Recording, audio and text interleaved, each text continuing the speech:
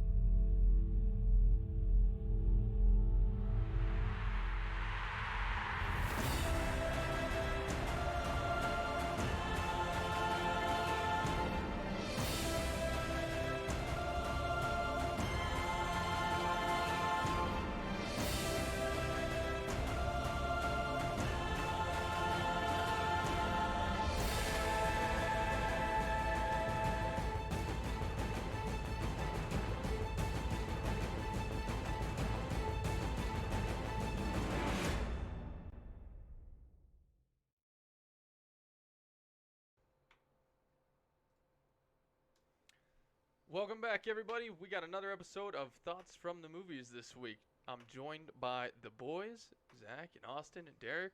Yo, yo. Josh Elsass was supposed to be back on the show, our regular co-host, and he decided to go and get himself exposed to COVID. So he is spending another 2 weeks somewhere in the wilderness, isolated and abandoned, and we wish him well in his recovery. But we're going to do another week or two with the crew here. So this week's pick is just about on the same level as Schindler's List. And Halloween, and Halloween, and Halloween. I'd say it's just about even with Schindler's List and Halloween.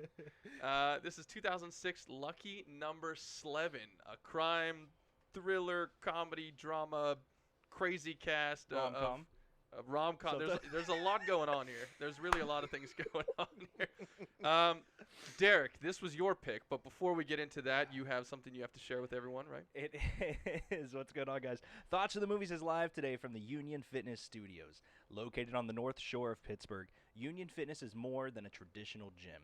It is a place where you can transform yourself inside and out, with a variety of classes based around fitness, yoga, strength, and performance training.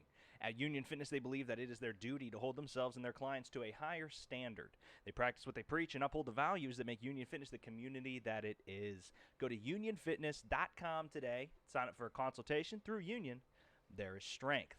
There is strength. Thank you very much for that, Reed. And now, Derek, this was your pick. Woo! So take us through this. Why did you pick this movie? I know you're a big fan of it, and we talked about it towards the tail end, or at some point in the Schindler conversation. It was the Ben Kingsley thing got brought That's up, right. because I thought Ben he was Kingsley. in Halloween instantly, and he wasn't. Then he was in Schindler's List, and so I used to go over to my buddy Caleb's house, and we would just, like, during the day, we would just watch movies. And it was, like, this weird thing, because I never watched movies on my own. So, like, in high school and everything, it would just go over, and we just put movies on. And Lucky Number Slevin was one of the ones we always threw on. And it's funny, because as I started getting into more movies and understanding more genre and everything, you start recognizing the names in this movie. Yeah. And, like, the significant impacts of having Bruce Willis, Morgan Freeman, Ben Kingsley, like, all these guys in it. And I remember watching it the first time because I was talking to Zach about, like, did it hold up to my personal expectations when I watched it again? There's definitely parts where I'm like, oh, that was kind of lame, or oh, that was too long, or that was weird. But the story itself, I just adore. Like, it's a whole whodunit type of thing that you find out bits and pieces. So I just adore the movie. Did you, Austin and Zach, have you guys seen this before? I've never seen this movie. It was always one that I, like, saw on Netflix and then just scrolled right past. I think because Josh Hartnett was in it. I was like, pass. But have you guys seen it before? No. I'm sorry. Go ahead, man. No, buddy, I'm sorry. No, I have not seen this before.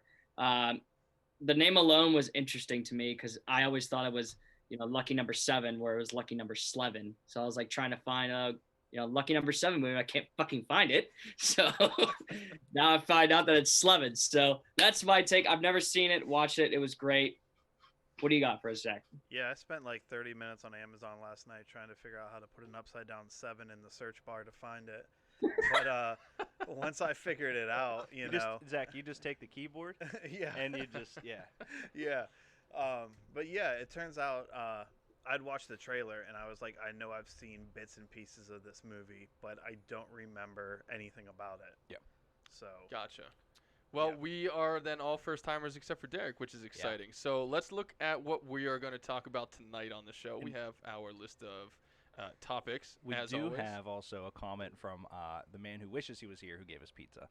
Lucky Number Slevin is like a studio's attempt to make Pulp Fiction using a series of writers and people instead of one brilliant man who is creating his masterpiece. We'll get into that. That's interesting. We'll get into that because Quentin Tarantino's masterpiece comes in a lot of different forms. But here are the topics for this evening, guys. Topic number 1, quite the quote. Number 2, all the actors' worst movie, which fuck you, Zach. I mean, Number 3, A Tale as Old as Time. Is it? Number Okay. 4, Better Than, Worse Than. Love the topic. Number 5 is just Josh Harsh. We got to talk about him. Well, yeah, he carries the 100%. movie and interesting guy. Number 6, What a Twist. Mm-hmm. And number 7, Lucky Number Slevin 2. Alrighty. Is A lot of good clearly- stuff on there. Clearly my topic. right. Okay, a lot of cool stuff we're getting into tonight. So first category, quite the quote. And I think this is Austin's pick. The writing of this movie, I personally thought the dialogue was fucking brilliant. Very fast-paced, very witty, great back and forth between a lot of the characters. But Austin, you brought this one up, right? This is your topic. Yeah, Take I us did. through it, bud. So, for those that know my father, he loves movies with quotes. Big movies. One of his favorites was from the Bourne series, where he talked about, burying people and saying, "Well, you still have it?" She's like, "Yep, still got the shovel." So there's all sorts of quotes that go into this, and this movie alone has a number of quotes that, in my mind, are either hit or miss. So I'm gonna read off some, and you guys are gonna tell me. Bastard. They are all hit, and you know it. I just the weirdest ways that they pronounce it that are in. But you guys are gonna tell me if it's hit or miss in your opinion. So let's just get into it. There's one right here from Slevin himself that says, "I'm gonna say what any man with 2 penises would say when his tailor asks him if he dresses right or left. Yes." It's so good. Oh man, That's what I would say. that one definitely threw me for a minute when I heard it. I was like, wait, what? Oh, okay, all right. Yep. Yeah. That's the thing about this movie is like, I don't think it's cheesy at all. Like, it's definitely a little campy at times. They focus a lot on making it very stylized, and it's not as serious as it could or should or maybe in another lifetime is. But it's like more fun than that. Like, they took what could have been a very serious plot and just made it like very fun. And I think that's part of it. Part of the like those quotes in the writing. So yeah, I thought that was a great quote. That was hilarious to me. When I got it, I was like, oh, I've never heard that one before. Because quotes like that in movies like this, where it takes longer to set it up than the joke is worth, are some of my favorite things. She's like, "What are you gonna say?" "Well, I'm gonna tell him anything the man with 2 penises says when he goes to the tailor." And then there's like a transition scene. It's a fast one, obviously, but like the fact that it took that long to set up a joke that he just said yes is like, oh, I thought it was just stupid humor, and I love it. Yeah. I mean, it was just new. I never heard something like that. So thumbs up for me on that one. Zach, any expertise on that, my friend? Having 2 dicks. Yeah, can you tell us what that's like and having to dress, put your pants on 1 leg at a time or 2 at a time, or I mean, how do you do it? It's a process, but yes. That's all it Yes. is. Yeah. Yeah. Yes. I love Couldn't it. have said Nice. it better myself. Love it. All right. What's the next quote, Austin? All right. One for Mr. Goodcat himself. Charlie Chaplin entered a Charlie Chaplin lookalike contest in Monte Carlo and came in 3rd. Now that's a story. This is something else. Yeah. So this is at the beginning when he's telling him, he's like introducing the story about like the past with the hitman killing, the mob's killing these people and the little kid and everything, and which just starts the movie off. And the guy at the airport, who we later find out is Nick Fisher, goes, "Wow, man, that's quite a story." And then Bruce Willis rattles that off, which is interesting, and that's factual. I mean, that's a true story with Charlie Chaplin coming in 3rd in a Chaplin lookalike contest. So that actually did happen. No way. Yeah, no, it did. Yep. That's well known. Wow. Yeah. Very surprisingly. So, it's just like thing like. Would you be celebrity snuck in. upset if you're him? Like you No. no, not like upset to the point where you're angry and gonna sue people, but would you be like, "Wow, what the fuck am I?" Like, or I would you would- think it was funny? What do you guys think? I'd probably be like amused by it. Like, what, really? Like, Yeah. man, you guys clearly aren't I meant would, to be I would judging kind of us. take it as I would kind of take it as like a compliment, right? Because if your character is like so big and you come in 3rd and you're the actual guy, that means like you've inspired so much in people. How do you think Exactly. Borat would do in a Make this lookalike step. contest, Zach? Okay. Because that's the guy, like, not obviously a parallel to Charlie Chaplin, but that's Right. an iconic character of our generation that many people Very replicate. nice. I'm starting to be concerned that I'm getting asked about 2 dicks and like Borat. Like, I don't know what I did, what kind of vibes I'm That's the giving off reputation. It tonight. precedes you. Yeah, holy shit. I think Borat would do. I mean, Sacha Baron Cohen, I'm sure he would do all right. But Yeah. Have you seen the second one? Yes. I did, yeah. Yeah, so there's like that scene in it where he is just getting to America Oh yeah, and, and he everyone's can't do anything. recognizing Yeah. him. Yeah. It's a And he's great- like, "No, I'm not Borat. I'm not Borat." He's trying to Yeah. run away, but they all recognize him. Yep. In regard to the Charlie Chaplin thing, though, imagine if it was like the end of his career. Like, I don't know how he died or what his situation was like, but imagine he's like in dire straits and he's just trying to like scrounge up some cash. He's like, I'm gonna enter this fucking lookalike contest, and then he comes in third. He's like, no, like it's fucking me, guys. Like I need the money. Come on.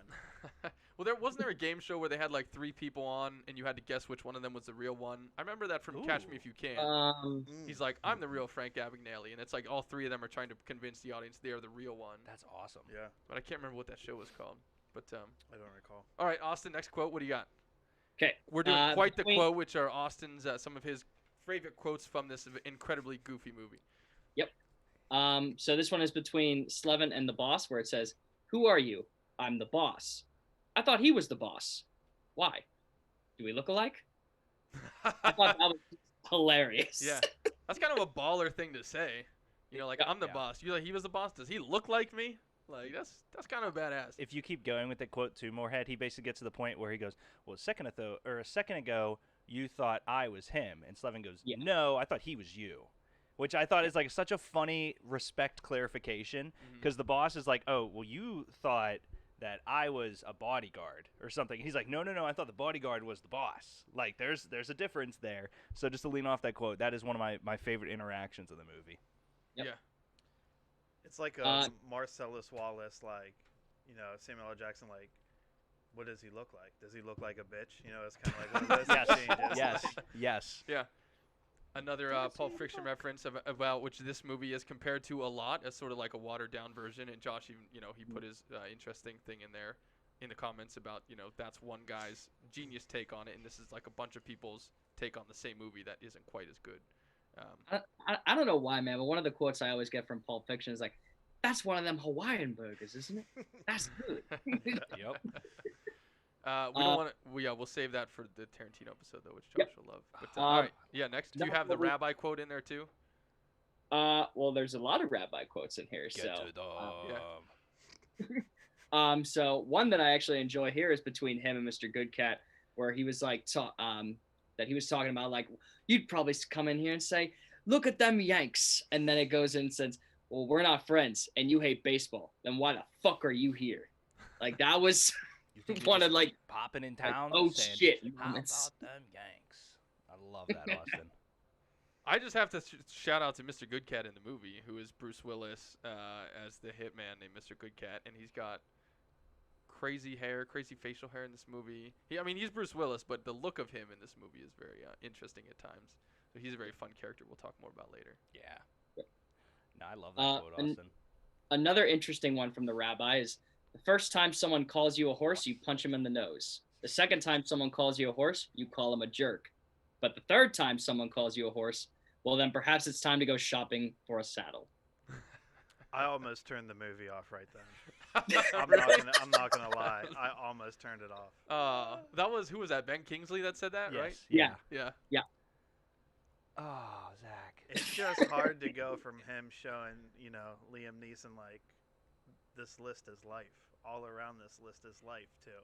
Better grab your saddle. You know, like Someone calls you a horse, you punch him in the nose. Yeah. Second time someone calls you a horse, you call him a jerk. It was The third just time hard someone for calls you a me. horse, you call him a It was horse. hard But for see, me. that's what I like this movie, is that it like takes familiar sayings and does something different with them. Because that's the same thing as saying, you know, if it looks like a duck and quacks like a duck and Yes. walks like a duck, you know, it's a duck. But it's Yeah. a totally different version of that I had never heard before. So I credit that to the writing for being different at the very least, even if 100%. it's you know, cheesy and goofy.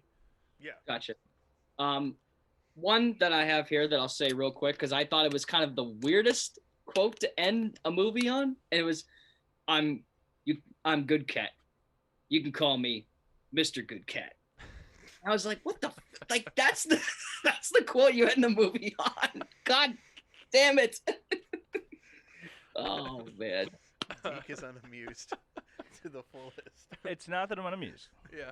It's that your guys' non-literary understanding brains don't get how awesome of an ending. Yeah. Those are the main ones that I can think of. Are there any quotes that you guys picked up that I know, Derek, you said you have a lot of them memorized. Zach and Carly, you got one. You're putting your finger up. I have one. Yeah. I have one, and I think it precedes the saddle one, and was the first time I almost turned the movie off. And I think it's within the first 5 minutes. And I was kind of thinking, like, last week I talked about Schindler's List and the first 10 minutes being, like, almost like this magnum opus of, like, film.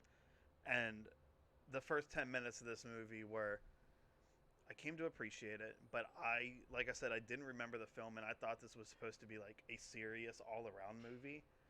And when you think that's what you're watching, and you're not understanding that like it's kind of like comedic and shit, you just think, oh my god, this is fucking awful.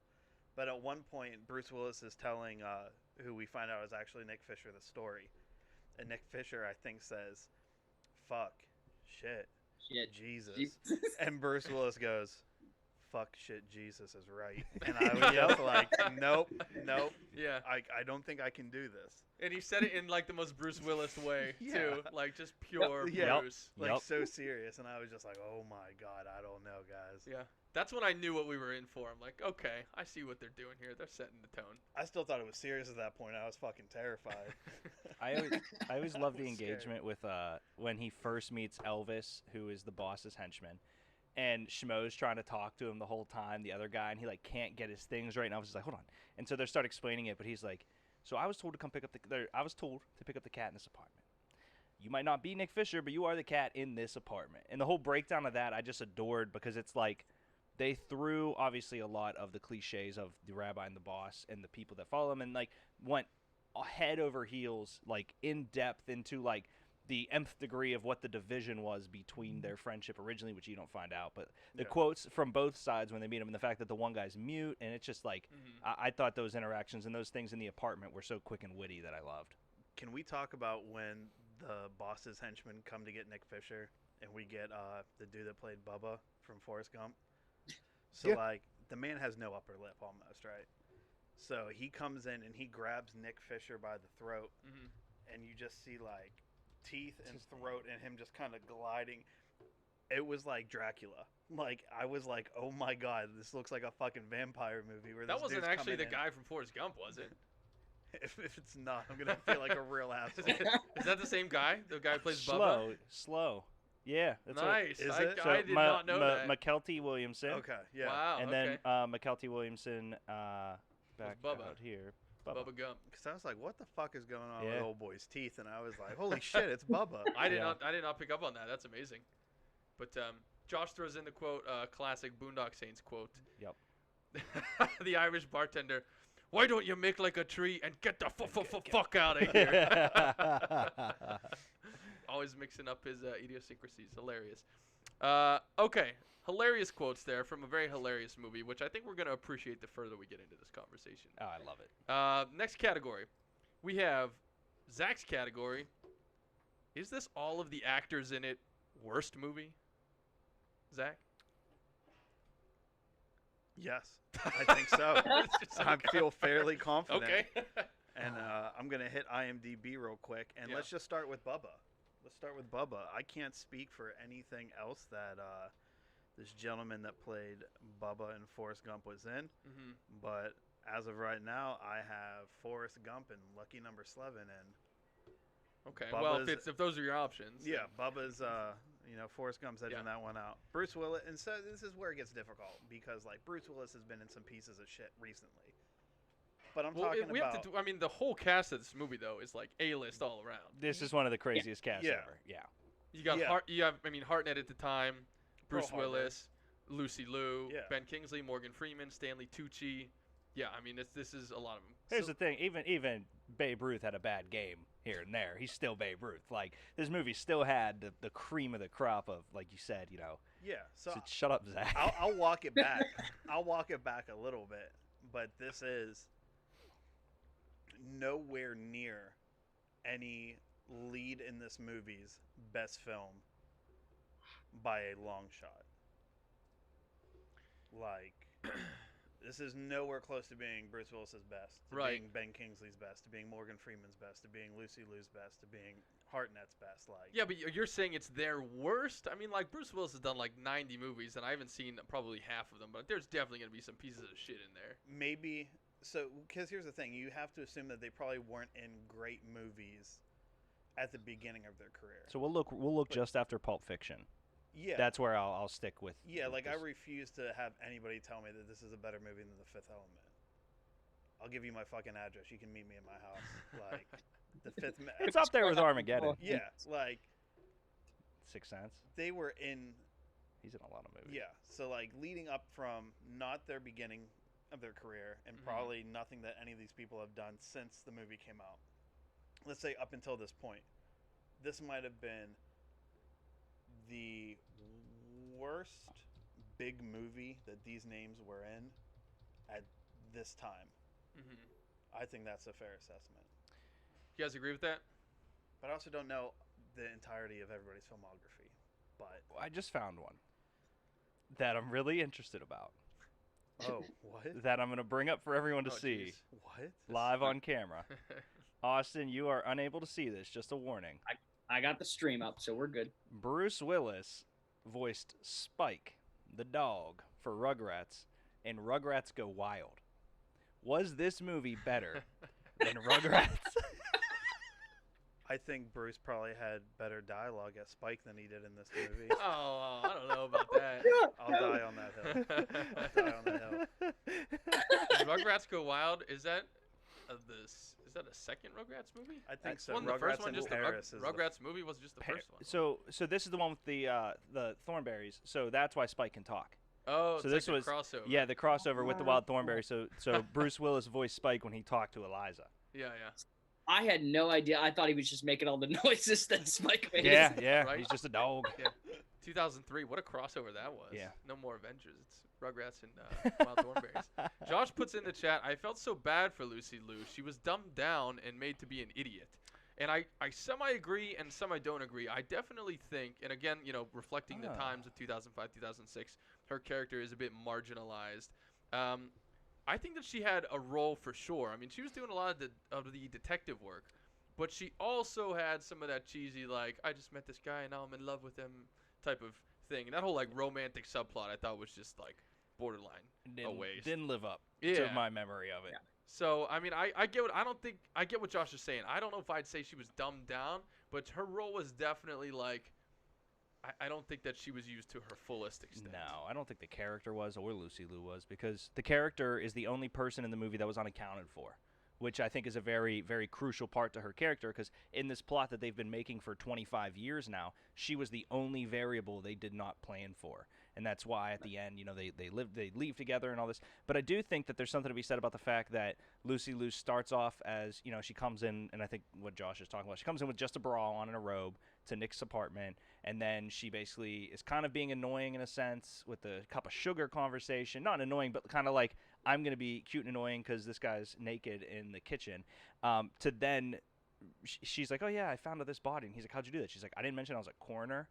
And like it starts turning around to be this whole like, oh no, she's a very smart individual. She's not the annoying half-naked beautiful woman across the hall. Mm-hmm. So it was just like a very lackluster of the times character development. So I don't know if she was dumbed down because she was the part that kind of figured it all out. I don't know. Yeah. Well, like, even when she comes in for the cup of sugar, he's like, I thought you said you needed to borrow a cup of sugar. And she was like, no. Like, if I needed to borrow just sugar, I would have brought a cup or some shit like that, So it's like showing that she's like, kind of witty, but also like aware of like she knows what she said, Yeah. He's trying to like trip her up, and she's not fucking having it. I think part of her role is very smart. I mean, as like the one doing the detective work and the coroner aspect of it and everything. But then there's also part of it that's just like only there for exposition and like to give Josh Hartnett the answers and stuff, and she's almost like a cop out in the sense of like she's just telling him useful information to move the story along. Like she's just used in that sense. So almost like a gossiping friend, if you really think about it. Like, oh, I have this. I need to tell you this. I need to like something like that along the lines. I think. She's just very convenient. She's like, oh yeah, I called my friend who works at that hotel that happened to be the same exact hotel that he's staying at, and I have a friend that works there, of course, and she said that she saw him or whatever. It's like the owl in Clash of the Titans. It's just like, here's this like companion to help you get through the shit that you can't fucking figure out on your own. Yeah, exactly. They just show up to give exposition and then they disappear again until they're needed in the story. Yep. And it creates a sense of it's not very organic in the way it moves forward, because you have this person just coming in to say, hey, you need to do this, and then they leave, and then they pop in and they say, hey, by the way, here's some information, and then they leave. Like they're not properly built into the story, and that's I think where that whole like lame romantic subplot comes from, to try to give her a way to like actually stick around, but it just didn't land for me. But yeah, so I don't know about worst movie for all these people because collectively they all have done so much. But I could see where it would be maybe in the bottom half, depending on how you view it. I'll say this. Yeah.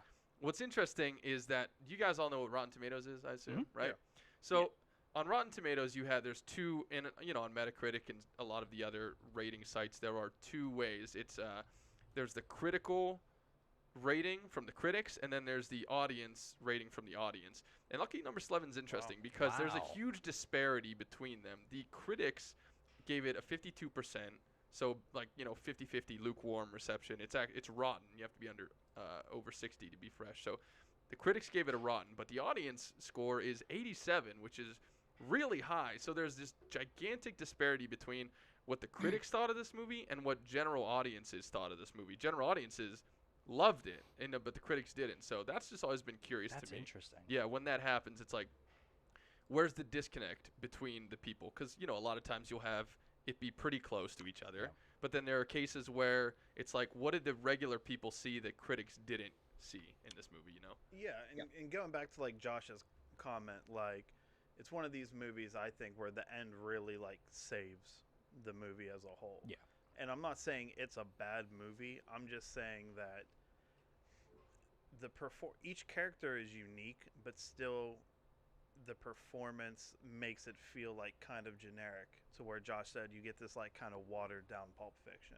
Mm-hmm. And in that regard, I think it's their, quote unquote worst movie, because it has the potential to be like, it's a really interesting movie in some ways, but just the performances seem like caricatures of like what the character should be or would be in a Tarantino film. Well, let's stick with that for a minute because our next topic is actually kind of building on that, and this is your topic again, Zach. It is. And we're calling it A Tale as Old as Time, but essentially it's about the potential of this movie that it didn't quite live up to, but the setup was there, right? Yeah. So, long story, I spent like hours listening to this podcast yesterday with Lex Freeman and Eric Weinstein, and they were breaking down Hallelujah by Leonard Cohen, and like the writing of it and how intricate the lines are if you really think about how they play in with one another. And watching this movie, and you have this tale of like two mob bosses that live in these, towers, high rises in the city, and they haven't left their respective apartments in 20 years each because they're worried about getting killed by the other one. And they have this beef because Morgan Freeman's son is murdered, and he thinks the rabbi did it, and then the rabbi's son gets murdered for revenge. And when you break it down, I spent the time thinking, like, is this like a retelling of some classic tale that I'm just not familiar with, like one of these like Brothers Grimm stories or some classic fable? Because it seems like this, like, it could be this, really well-known tale of two kings and their greed and jealousy lead to the death of both their sons and their ultimate demise. And it seems like it could be this masterful epic tale, like, some Leonard Cohen song or some famous like Shakespearean work, but you get this movie instead. You get Josh know. Hartnett's version Yeah. of it. Yeah, and Deke, I know it sounds like I'm going hard. I really enjoyed the Just movie. a lot. It's no big deal. I really enjoyed the movie. But I'm just saying, like, once again, it seems like this masterful work that got watered down and delivered in not the most ideal way to tell such an epic story. Mm-hmm. And what do you think? I mean, what would have made it fall more into that epic story category? Do you think the focus should have been on the Kings themselves instead of Josh Hartnett's whole into the story and him and Bruce Willis's perspectives being the main ones? Do you think it'd be more interesting and more have that a grander feel to it if it focused more on Ben Kingsley and Morgan Freeman's mob bosses, who, by the way, live directly across from each other and are like staring through the windows across the street? I don't know if you guys like that or not. I loved that scene so much. Yeah. Yeah. I think if you were to focus on the story and dynamic of the rabbi and the boss more than the Hartnett Bruce Willis aspect, it's a completely different movie. And I like this story for this movie. Like, the end is we'll talk about it. What a twist! But the end is, the last 30 minutes is just like holy shit. Connecting all these dots that may have seemed insignificant or just you were curious about, and they all come together. Where focusing on the characters of Kingsley and Freeman might be, it could be a totally different movie. It could be like, I'm trying to think what that movie was earlier this year where like Rob Pattinson plays like a knight and shit. Oh, that was The King with King. Timothy Yeah. Chalamet. That was Yeah, actually it's a that Netflix was a good movie. Yeah, It like, was a very yeah. good movie. Actually, it was. I didn't see it, but I could feel this story being told in that regard of like Pattinson as a knight and a king and shit. This kind of Lord of the Rings epic of like an Isengard and a not Isengard, something better than the Shire. Yeah, Barad-dûr, the Yeah. Two Towers. Yeah, something like Yeah. that. Well, I think there's something to be said about the side of the story that isn't told. Because the story that you're saying, has been told over and over again, and not in a bad way. But I think there is something to be said about the story being told this way that is unconventional, that I think they were going for, as much as I can speak for people I've never obviously researched or met. Right. But I do think it's and we can get into a little bit later about like what could be and what's in it, like those types of things. But I liked the perspective of it because it wasn't told the same way, if that makes sense. But I know what you're saying. Yeah, because what I'm saying is like, I don't think it's a story that's been told before, and I think this telling of it is interesting and unique in its own way. But to tell the story that like I'm seeing that it could have been, and the different way of focusing on the Kings, like could be. And I'm not saying this movie told that story and just didn't do it justice. I'm just saying I would be interested to see that story told in like a grandiose way, and I think that could be a fucking amazing film or story in its own. Yeah. Well, the scale of that one would be much bigger. It would be like a Godfather or something. Yeah. These two rival crime bosses in their war against each other. I think this one actually, when you boil it down, is very rote. It's very basic and straightforward and familiar. It's a guy who is getting revenge on the people who killed his parents, which is essential. Is one of the most basic plot devices in all of cinema, is revenge for the death of a family member. Right. So I think that choosing to focus on Slevin it works because of the twist. I mean, I think we'll talk more about the twist ending in a little bit, but like, I have by the end forgotten that, about the beginning and that it all tied together and everything, which was great. But I agree that the interesting part, I think, to me would have been more about the conflict between the two bosses, which I don't think they dove into enough for how serious it is. Yeah, I mean, what is it even? Just that they're. I mean, They're I'd be rival- more than happy to tell you if you want. I mean, because they're rival bookies, but in the regard to the way our story is told, they both take on the initial. Yeah, debt. and they talk about that a bit. I'm gonna play it just so it plays over Yeah. top. They talk about that in the chair scene. Yeah. So obviously you see, in this scene is when you really get to understand their relationship. And I'm just going to fast forward because I had played it a second before. But so the understanding between their dynamic, and to give you the full storyline now that we've seen the movie, they both had just planted themselves in New York. Mm-hmm. They both were solidifying themselves to people that were higher up than them at the time, working their way up together. They were best friends. So the book got placed for Max in their care because they were working together.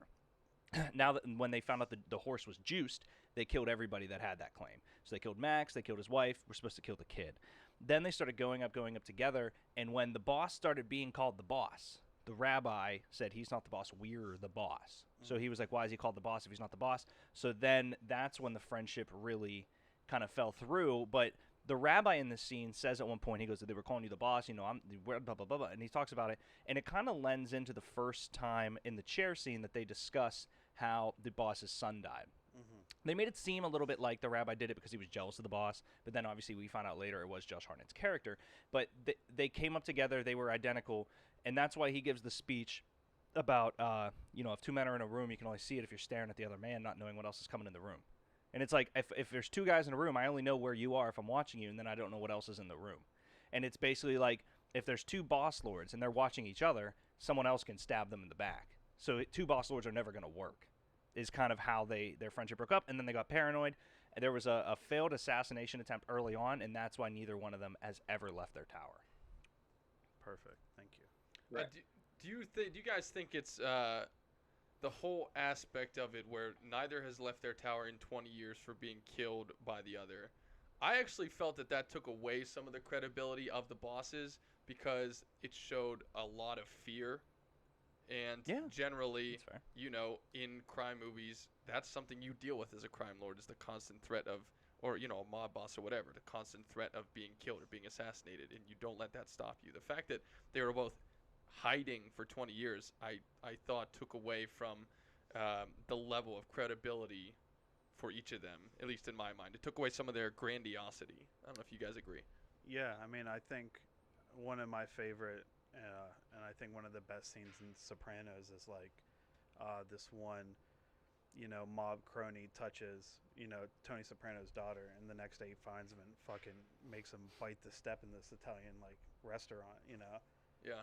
Okay. And it's just like that's what a boss does. Yeah. That's what a boss does. Right. I can't imagine like your son gets whacked and then you just hide in your apartment for 20 years. No, I don't love that. Yeah. I mean, it works for the movie and it's Yeah, useful. yeah. But, I do want to add though to that, which I'm going to keep defending it, and it's just for the sake of discussion and arguments at this point. The thing that I think we sometimes forget about, because you're right, like mob lords and Austin, I know you enjoy this genre as well, so feel free to speak in after. But mob lords and everything, they're supposed to be tough, they're supposed to be out, and things like that. But the reason in my mind that they haven't been out in 20 years is to show the complexity of the plan, which then like that bad cat or good cat and bad dog have. Like the level of understanding that they need to find the bookies to find a guy like Nick Fisher that's on both of their books to get close to both of them at the same exact time so you can come and go, which then elevates, in my mind, so sorry Josh, elevates Lucy Liu's character. Because once again, she was the only variable they hadn't played in 20 years. So it's like, it is kind of like the mob guys never leave, like stoop kid afraid to leave stoop. But for me, it elevated the fact that, one, their plan had to be so intricate that they could get in and out of each place despite them not allowing anyone in there they don't want in there, and like gaining that relationship, as well as the fact that in all the variables, Lucy Liu's detective work kind of was the only thing they didn't foresee. And that's why the chess match is super important to me, and like a couple other scenes. So just wanted to throw that thought out there. Austin, agree, disagree? I'm going to play devil's advocate here. I'm going to disagree that it actually, to your point, I think that the reason that they're terrified of not leaving each other's locations for 20 years is because they did grow up together and they became best friends, and no one knows anyone better than the one of the best friends. So any move that you make is essentially a giant chess game, which is used in this scenario because they play chess a lot of the time in this movie, of knowing what move that person will make. So essentially, it's not just, doing your mob duties or everything that it's got them worried, but it's everyday life because these two literally were best friends and they did everything together for this. So just an honest opinion, throwing that out there. I think the one thing that kind of irks me about it that I just thought of was that when Morgan Freeman enlists Bruce Willis, he tells him that he needs a hit that's not going to look like a hit. Because if he calls a hit on the rabbi's son, it's going to start a war.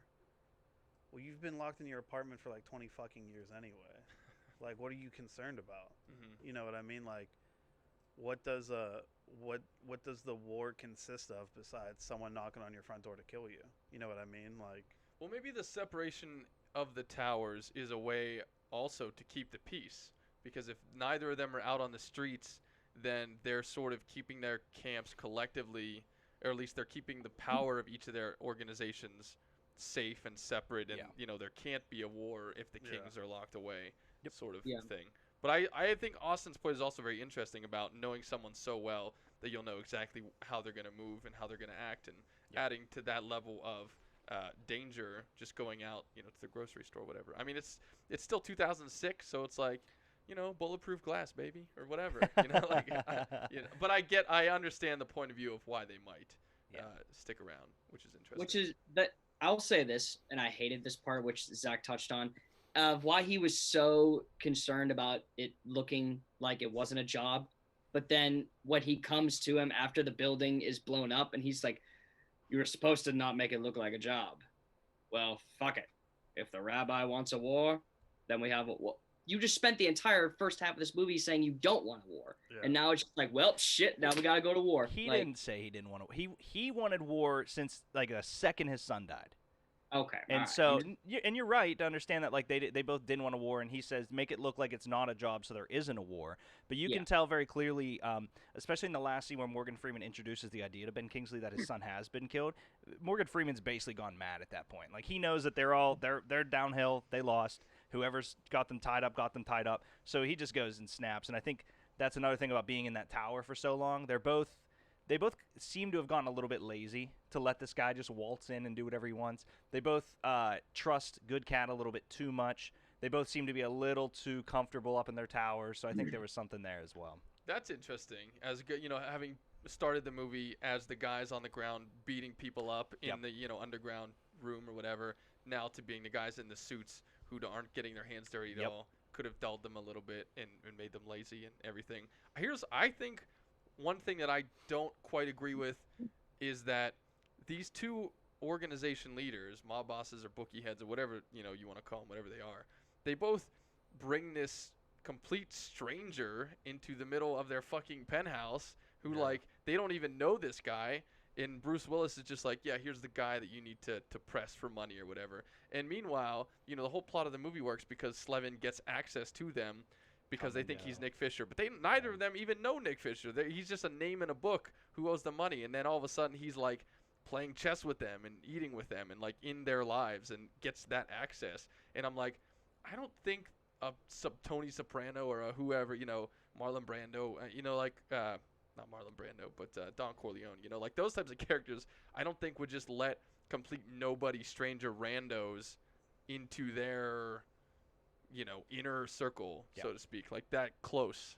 Yeah, because when we get the scene of Bruce Willis, leading them to Nick Fisher, they're like, well, who is he? And he's like, he's just a loser. Well, fuck, if this is the whole thing, the basis of the movie that we're trusting somebody to kill, your nemesis son, I'd want something more than, he's a bum. Yeah, really. Well, you got it. And then, See, no, wait, no. You guys hold are on. forgetting no, scenes. no, I'm not done. Yeah, just I'm this not random done. dude. Yeah, tell him to kill him. I'm not done. Have him kill him. Austin, you can go shit on it too, and then I'll bring it back. I want to walk it back because if we're talking about going back to Morgan Freeman and shit and these guys being bosses, if Morgan Freeman is ultimately okay with a war once the building gets blown up, does it say something about his character that when his son gets killed, he's not in the street clapping shells off him fucking self? He's like, oh, my son was just murdered. I'm gonna hunker down in my apartment for 15 more years, and we're gonna get the son being revenge. murdered Have was some pretty random- recent because yeah. Josh Hartnett got it. So the son wasn't when he was Okay, younger. but That was still. within the week. That was the week of the son's. But if he's basically. supposed to be this certified mob boss and his son gets murdered and he's not out there for revenge himself, that says something about his character. Yeah, but You know even what if I it's mean? not a clean tie back to Ben Kingsley, I mean, Yeah, just because he thinks it's Ben Kingsley, and this is his nemesis, and they've been locked away, and now he's responsible for the murder of his son, and he's not about to handle it himself, especially when he says if it's a war, fuck it, it's weird that he. And now Yeah. it just sounds like I'm shitting on this movie, which I'm not trying Austin, to you do. get to shit on I'm it not next. trying and to. then I swear to God, I'm not I'm trying to do definitely it. not trying to shit on it because I did No, enjoy it and I no. think it's fun. But I think they're interesting. When you break it down, there's interesting things happening. And I think what Zach's trying to say and what I agree with is that Morgan Freeman's motivations and desire for war is unclear at times and it changes. Yes. Because if his son gets gunned Yes. down in the street, this guy at first is have some random guy just kill him quietly and don't make it look like a job at all. Just some random dude, I don't care who it is, he's just going to kill him and whatever. And then by the end, he's all like, yeah, war, let's do it. So there's not really an arc to it. It just sort of changes. So his view on it, I think, is different throughout the movie. Yeah, I don't have any kids, but I got a cat, and I'm not a mob boss. But if somebody kills my cat, it's mask off. If on the site. cat is gunned down It's in on the site. street. It's on site. For sure. You'll catch me in the white Bronco on the Now. fucking news, just rolling down Oh, 376 Jesus. bangers out the window. It's on. Can It's can I give you the reasonings? Go with for it. Lucy Lou in the passenger seat. So yeah, Lucy Lou's still going in it. off. Yeah, years later. Worth it. So one of the key things that I think we are all forgetting is the nature of Good Cat. Good Cat only does what types of jobs? Odd jobs. The jobs that no one else will do. That's right. Yeah. So, Morgan Freeman realizes his son died. Nobody wants to go with the boss. Nobody wants to go with the rabbi, right? So he knows that the only person that will kill the rabbi's son is Good Cat. Mm-hmm. How he does it, Morgan Freeman leaves it up to Good Cat. And Good Cat, I'm assuming, obviously this is a little assumptuous, but Good Cat, you would assume, is probably the greatest killer of all time. So if he comes to Morgan Freeman with a plan that foolproof that makes it look like Morgan Freeman didn't hire Good Cat, it didn't look like a job, it was just two homosexual lovers that, hate the world and shot each other in the head type of thing, I think Morgan Freeman would accept that to the fact that it didn't look like it was Good Cat, and no one else in the world is going to do that job. So when Good Cat made it look like a job, you have to realize that there was no other alternative to not making it look like a job. And that's why Morgan Freeman was like, all right, there was literally nothing else I could have done on the planet to kill this kid other than make it look like a job. Fuck it, we got a war. That is, like, the fact that Good Cat only does jobs that no one else will do, which obviously leads then to the end of the movie, is so crucial to me in every decision Bruce Willis has. And so we obviously get into it and talk about, we talk about the ending later, but that's the one thing that leans back on it for me. That's pretty interesting. I think I buy that. I mean, Morgan Freeman hires Bruce Willis, and then Bruce is the one who brings the random guy into it, and Morgan Freeman's just trusting him to go about his process or whatever. So, yeah, I buy that. If I call a plumber on Angie's list, though, because I got a clog. You have one plumber that won't do any other, I mean. Yeah, I call the guy. Let's say I call Billy the Exterminator from A&E, if you know what I'm talking about. I don't. And I'm like, this is the fucking guy. And he's like, yo, you got a shit ton of bees. Yeah. I saw this kid on the corner raking leaves. Well, do you need it to not look like it was a job? No, but I'm just saying. You need it to look like you didn't kill the bees. As me paying a professional, and he's like, guess what? You hired me.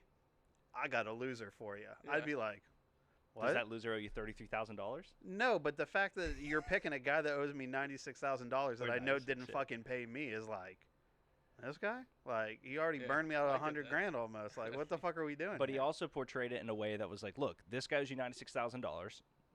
I'm going to cost $96,000.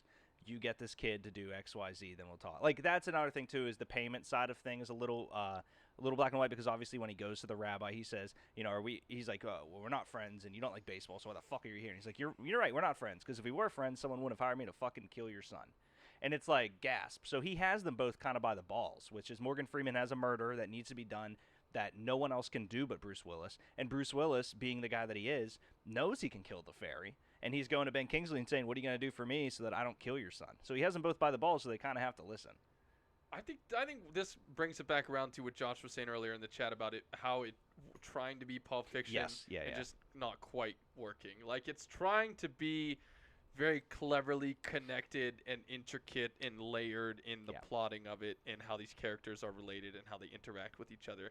And when you break it down and dissect it, like, there are holes in it. Like, I agree with what you're saying, and then I'm over here agreeing with what Zach's saying, and I'm like, I don't know, like, I agree with both of it now. Like, yeah, it's this way, and yeah, it's this way. So it's not that smooth transition of, like, this is how the story works, and it flows nice and even right through it. There are definitely valid points on both sides, and because there's such that opposing idea behind it, it's why it's harder for some people to swallow. But I get what both of you guys are saying about it. And it didn't make me like the movie any less. Like, again, I think this is just a fun movie. Yeah. But when you break down the plot, then you're like, I don't know if it holds up. Yeah, I mean, I didn't think about any of this shit until we sat here and talked about it. Absolutely. Now I'm like, wait a minute. Absolutely not. Wait a minute. Marcellus Wallace would have killed every fucking person in this movie. It's an onion. There's layers. Yeah. It ain't The Departed. It's an ogre. Josh. It's an ogre of a movie. Well, speaking of The Departed and other similar movies, we have our next segment, which we're going to do commercial or no commercial? We'll do a commercial break before it. So we're going to take a quick commercial break, and then we're going to come back and do a new game called Better Than, Worse Than, which is where we have a handful of similar movies, and we're going to see if Slevin is better or worse than the movies close to it. So quick commercial break, and then stick around. We'll be back in just a sec. Are you a sports fan? Do you love football? Like, do you eat, sleep, and breathe football? But when it comes to fantasy, just never seem to get it right? Well, have no fear, my friend. Thoughts from the Bench is here to take you from Sunday scaries to Sunday success. So sit right there and enjoy a beer and get ready to change your fantasy life with Boondock Bangarang.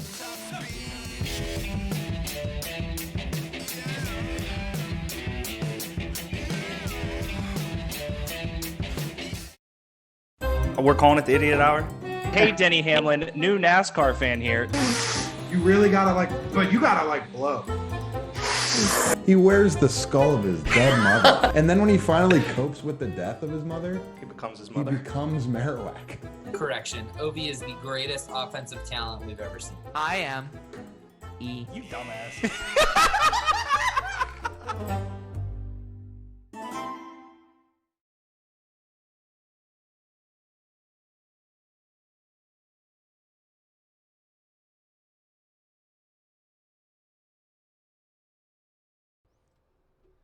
All right, so we're back here. We're going to do a new game called Better Than, Worse Than. So the movie is Lucky Number Slevin. It's a crime thriller, can't even say because there's so many genres. It's a thriller, it's a comedy, it's a drama, it's a rom-com, it's an action. It's all good things. So I pulled a handful of movies that are similar to Lucky Number Slevin, and I want your guys' take.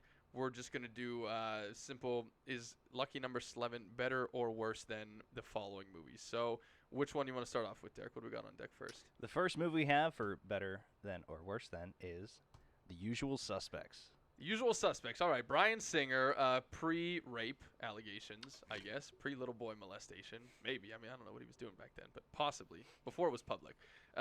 Classic film. Kaiser Soze, Kevin Spacey. Great character reveal at the end. Another crime movie. Guys, Slevin or Usual Suspects? Better or worse?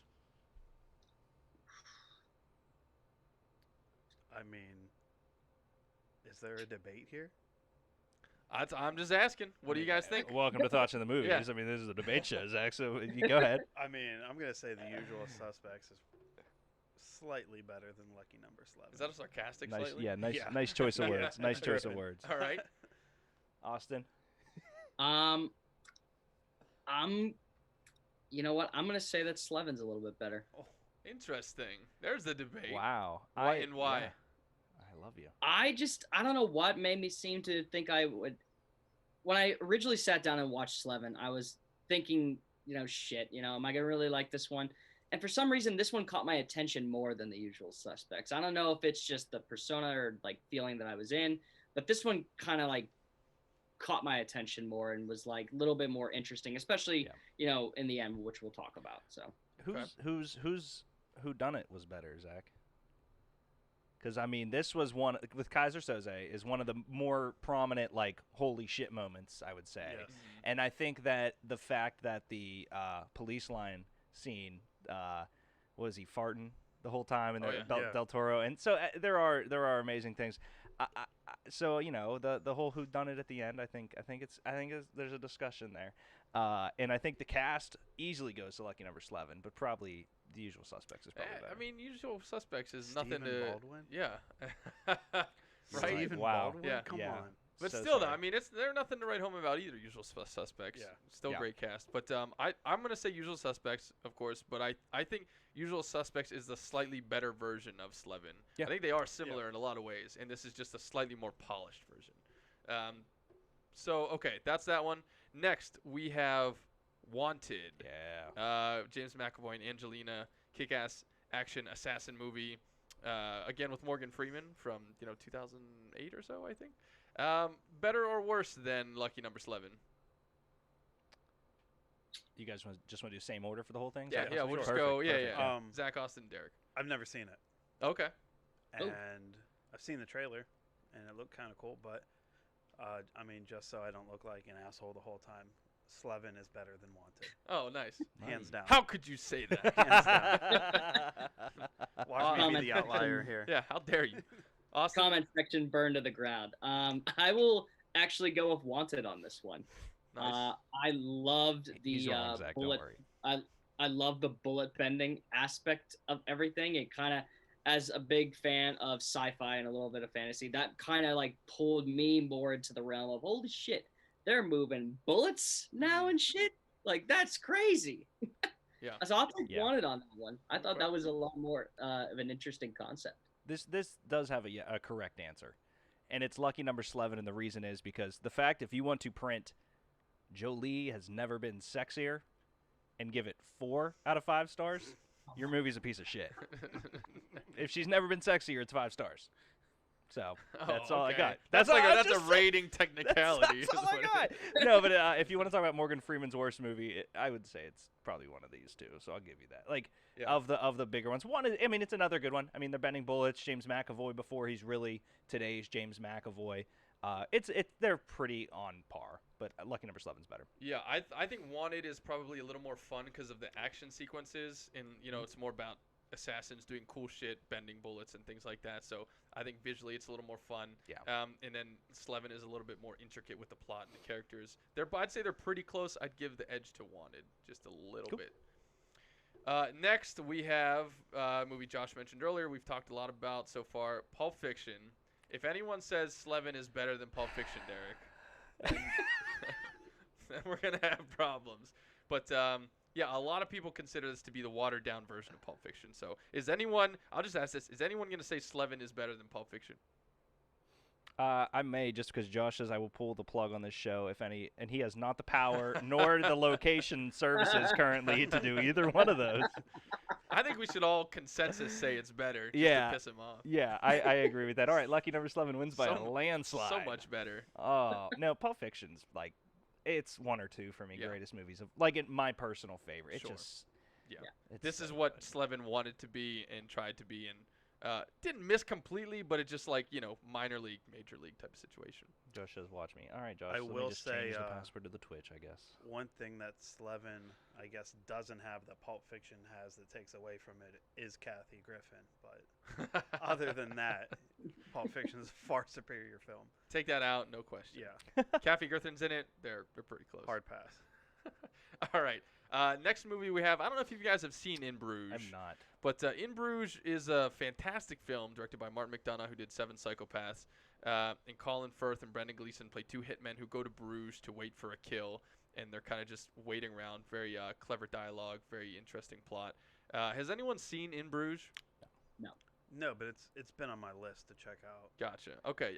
Yeah, this one, I'd say they're pretty close. In Bruges is a little better. It's a little bit more serious, but also like they talk about really interesting things while they're waiting, to kill this guy, this young hitman and this old hitman in the city together. So, really cool dynamic going on, and very highly rated movie. I highly recommend it, and it is better than Slevin for sure. Is that the dude from Harry Potter that has one eye? Yeah, Mad Eye Moody, aka Brendan Gleeson, is in this. Who Shout is a out. fantastic actor. I mean, that guy's great. I Yeah. thought that was John Madden. Both of them have been in the Harry Potter universe because Colin Farrell was in the new movies as Yeah. the Auror. Well, Ray Fiennes Whatever his too. name is. Voldemort. Yep.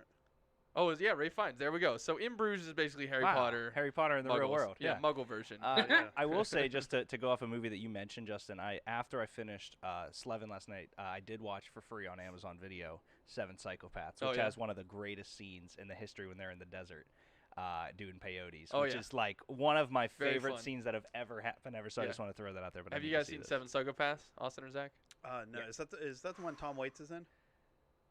Is Tom Waits in that I one? don't believe so. This is Christopher Walken. This is Colin Farrell. This is Let me take a look. Yeah. I mean, it's an ensemble cast. 7 of them psychopaths. who's the Jack of Spades? Why can't I think of his name? He's the second greatest secondary actor of all time behind Tucci. I can't remember. yeah, Tom Waits is in it. Is he? Yeah. Okay. Woody Harrelson is in it. Right. Sam Rockwell's in it. He's amazing. Seven Psychopaths. Yeah. Amazing. Solid one. Okay, so there's that one. I don't know if you guys have seen this one. Have you guys seen The Nice Guys? I need Yes, Yeah. I love the movie. Nice Guys is great. This is better than Slevin for sure. It's hilarious yet dark. It's like dark comedy. Ryan Gosling and Russell Crowe have amazing chemistry as a mob. So Austin, can you remind me, like, Russell Crowe is like a mob enforcer, and Ryan Gosling is a guy who like a private detective or something. They're trying to find a missing girl, but it's like a dark comedy. It's like a neo noir sort of dark comedy. Yeah, that's what intrigued me the most about it, was that it had that noir feeling and a new sense of establishing like a new sense of comedy with it. And the comedy element really helped out and I love this film. Isn't like, this a the lot, one in the with the actually. kitchen scene? The kitchen scene where Russell Crowe's beating the shit out of Ryan Gosling and they have a really good monologue. Is that this movie? I think so. I mean, I Yeah, don't I've think never they've been seen in it, but another movie I've yet. seen it where it's like the Russell Crowe's beating the shit out of Ryan Gosling, but they're like talking and it's funny. Yeah. I need to see this one. Their dynamic is great, and it's just a Ooh. great, like, if you like, like L.A. Confidential or like those type of actual noirs, like not a whole black and white movie from like the Maltese Falcon era, but like neo noirs that's like Blade Runner or like those types of things. Yeah. Nice Guys is great, better than Slevin for sure. Josh says it's too slow and too weird. Rip him a new one, Justin. Too slow and too weird. Josh is too slow and too weird. Okay, the next movie that we have is I love you, buddy. Sorry, bud. All right, next movie. We mentioned this I think last week. He bought us he bought us pizza tonight. He's so nice. He bought us dinner. This movie we did mention last week. I think when we talked about Slevin. Yes. And I have not seen Smokin' Aces. I think Zach talked about it. Austin's pumping his fist. No. You guys, has anyone seen Smokin' Aces? It's the movie most commonly referred to Lucky Number Slevin as. Like they are so heavily, and it's the posters and like the quick change of color act. Like they're pretty. Yeah. They're pretty similar. Okay. I'm One looking better for than the other, or? Yeah, I'm gonna say Smokin' Aces is better. I'm trying to see because I have it, and I'm trying to see if it's on my DVD shelf, and I can't find it anywhere. I still think it's Slevin, but Smokin' Aces is a good one too. But Like the cast for this one can really, like the cast for Smokin' Aces can really rival the cast of this movie for who is in it. Like they have a lot of stars in that movie. Yeah, just because I'm pulling it up now. So yeah, Ryan Reynolds, Ray Liotta, Jeremy Piven, Wayne Ben Newton. Affleck, Yeah, Wayne Newton. classic. Yeah, Oh shit. I mean there Common, are common. Andy Garcia. Yeah, Yeah. it is a great cast. There's some heavy hitters in here. And I'm a huge Ryan Reynolds sucker. Love me some Ray, Wayne Newton, but it's not the cast of Lucky Number 11. Okay, that's a solid cast though. So. All right, then last one we have is a movie that I think is really interesting. It's Layer Cake, who Matthew Vaughn before he did Kingsman and all that. This is the movie that Barbara Broccoli watched and said, "Oh, this guy's gonna be James Bond next." This is what convinced the Eon producers to make him Bond, and it's a really interesting movie. I watched it one time and I loved it, and then I watched it the second time and I didn't love it as much. It's if you like Guy Ritchie movies, it's very Snatch and very Lock, Stock. It's like a little bit more modern version of that, like Rock Snatch and Roll is great. and everything. Any of you guys seen Layer Cake? I have not. This is a haven't new I have outing not for either. me. No, no one has seen Layer Cake. Okay. Well, another great crime movie. I mean, Daniel Craig is like a coke dealer who's trying to get out of the game but being forced back into it. Like, The Gentleman, if you guys saw that last year. But another great cast. Michael Gambon's in it. Tom Hardy, a very young Tom Hardy. So, it's like a good London crime thriller with like some decent humor to it. So if you like Guy Ritchie movies, you'd like Layer Cake. I need to check that out. But I'd say Slevin's probably a little more fun than Layer Cake. But I like the cast of Layer Cake better because I love Bond, Daniel Craig, and Tom Hardy. But okay, that's better than worse then, which Love is a new that. segment we're trying on the show. That was pretty fun. Maybe we'll do that one again. Yeah. Next up, I want to talk a little bit about Josh Hartnett because he carries the movie as Slevin Kalevra, and he is responsible for one of the very big twists at the end. And I'm curious, I want to talk about his career, and then I want to see what you guys think of him, because his filmography is really interesting. He never really took off as an actor. He was in a bunch of big movies that all just kind of they missed a little bit. And I'm trying to figure out who's the modern person to compare him to. I don't know if it's Taylor Kitsch or like Gerard Butler, like who it is, but he was like, he's this pretty boy actor who tried to do a lot of dramatic stuff. And I don't think he's a terrible actor. I mean, he did Pearl Harbor, he did Black Hawk Down, Black Dahlia, Hollywood Homicide. Like he did a lot of like serious movies and like some decent movies that just none of them were ever really big hits. He did Penny Dreadful. He was in 3 seasons of that. And what's the new show he's doing? Is it Wayward Pines? Is that what it's called? Paradise Lost. Yeah, I haven't watched that, but so he's in that show. So anyway, I think Josh Hartnett just has a really interesting film career, and I want to know what you guys thought of him in this movie, because I thought he was pretty good. Like, even though he's a pretty boy, he has some acting skill in it, and it's just like I think his choice of movies are just why he wasn't a bigger star. But what did you think of him in this movie and in him in general? So I want to say for a fact that I was like, I couldn't put my finger on where I've seen this guy before. And thank you for saying Black Hawk Down, because that's where I remembered him from. I was like, finally, I finally get my answer for that. For me personally, I thought as he was a great mouthpiece for this film. I'll word that mouthpiece, because he just runs his mouth the whole time, essentially kind of like poking the bear at like the man, so to speak, from wherever angle it's coming from. And I thought that was fucking hilarious based on like the situations he would find himself in.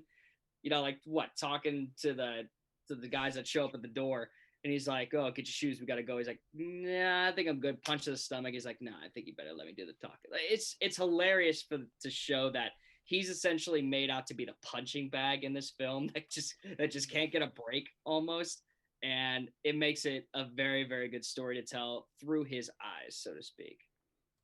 It explains to me for his character, because I thought I love when there's a movie, because I don't know much. I couldn't name another thing he was in. And Black Hawk Down, should have, but outside of that, it's very much like, and I know this is a name that makes people cringe. It's very Hayden Christensen for me, where it's like he was projected to be the thing, and then it was just like, oh, you did that movie where you teleport, and it's The Jumper. I love great. Jumper. It's such a fun movie. I do. It's terrible. He's such a bad he's actor. So but bad. That's a cool movie. And so it's funny. It's for a person to be in a movie that I adore, that I don't really know much about. They just need to be believable.